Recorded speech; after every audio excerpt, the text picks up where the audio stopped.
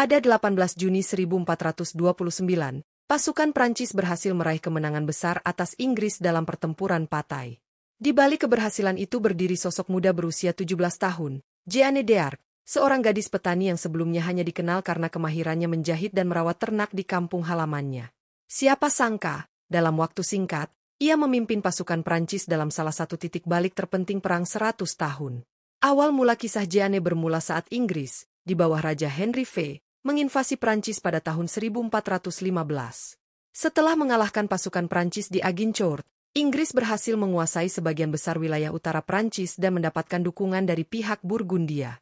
Lewat perjanjian Troyes tahun 1420, Raja Henry V ditetapkan sebagai pewaris tahta Prancis, menggantikan Charles VI yang mengalami gangguan jiwa. Namun tak lama setelah itu, tahun 1422, Henry dan Charles VI meninggal dalam selisih beberapa bulan. Tahta pun jatuh kepada bayi Henry VI, anak dari Raja Henry V dan putri Charles VI, menjadikannya raja atas Inggris dan Prancis secara bersamaan. Di tengah kekacauan tersebut, pihak Prancis melihat harapan dalam diri Charles VII, putra Charles VI yang sebelumnya dianggap tidak sah. Dan di saat inilah, Jeanne d'Arc mulai merasakan panggilan ilahi. Ia mengaku mendapat visi dari Tuhan yang memerintahkannya untuk menyelamatkan Prancis dan membantu Charles VII merebut kembali tahtanya.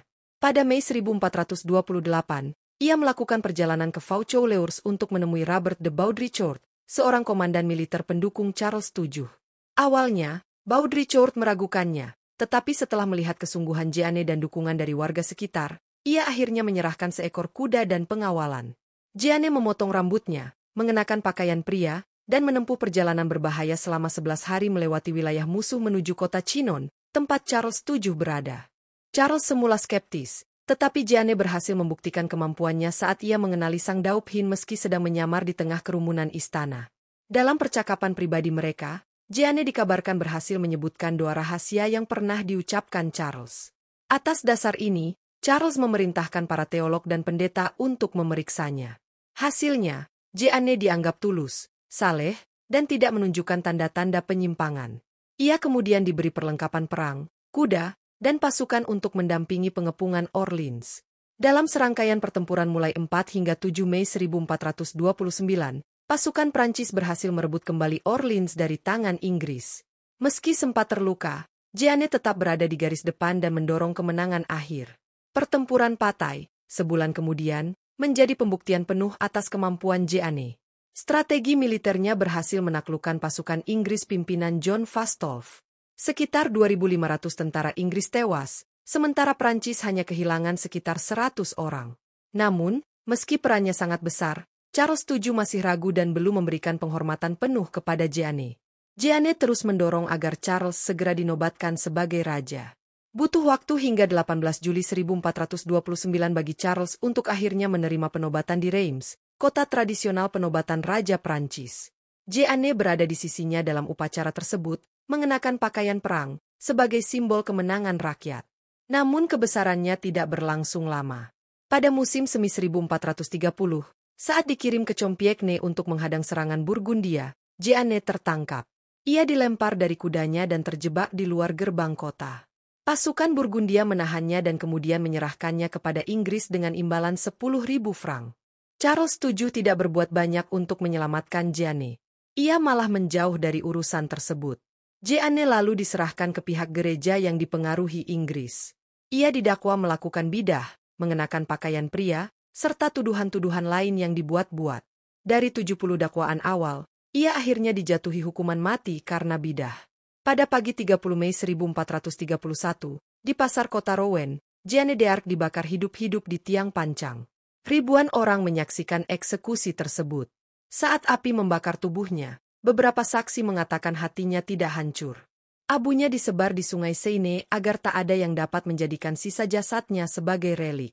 2 dekade setelah kematiannya, Raja Charles VII memerintahkan penyelidikan ulang atas kasus Jeanne. Pada 1456, Jeanne secara resmi dinyatakan tidak bersalah dan seluruh dakwaan terhadapnya dicabut. Lebih dari 4 abad kemudian, pada 16 Mei 1920, Jeanne d'Arc dikanonisasi sebagai santo oleh Gereja Katolik. Hari ini, ia dikenang bukan hanya sebagai pahlawan nasional Prancis, tetapi juga sebagai simbol keberanian, iman, dan pengorbanan dalam menghadapi ketidakadilan. Setelah kematian Jeanne d'Arc, dampaknya tidak serta-merta terasa secara langsung, namun pengaruhnya terhadap semangat nasionalisme Prancis terus bergaung selama bertahun-tahun. Sosoknya menjadi lambang keberanian dan inspirasi bagi pasukan serta rakyat Prancis yang mulai bangkit dari keterpurukan. Kemenangan-kemenangan militer Jeanne d'Arc, terutama di Orleans dan Patay, berhasil mengubah arah perang 100 tahun. Meskipun setelah kematiannya konflik masih berlangsung selama lebih dari 2 dekade, semangat yang ia tinggalkan terus memotivasi perjuangan Prancis. Charles VII, yang sebelumnya diragukan legitimasi kekuasaannya, secara perlahan mulai mendapatkan pengakuan yang lebih luas sebagai Raja Prancis yang sah. Ia memanfaatkan stabilitas ini untuk memperkuat pemerintahannya, melakukan reformasi administratif, dan membentuk tentara nasional pertama Prancis yang permanen. Secara bertahap, wilayah-wilayah yang semula dikuasai Inggris mulai direbut kembali. Kota demi kota jatuh ke tangan Prancis, hingga pada tahun 1453, tepat 22 tahun setelah kematian Jeanne, Perang 100 tahun berakhir dengan kemenangan Prancis.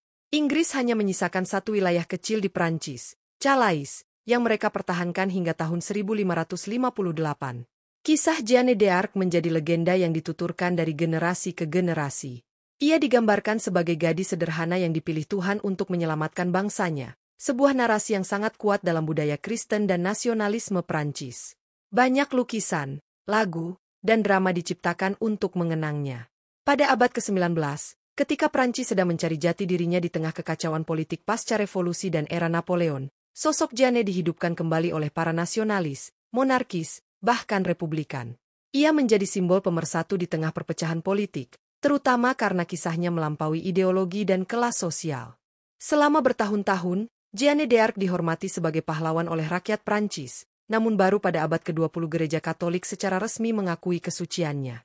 Setelah penyelidikan mendalam, pada 16 Mei 1920, Paus Benediktus XV secara resmi mengangkat Jeanne d'Arc sebagai santa dalam Gereja Katolik.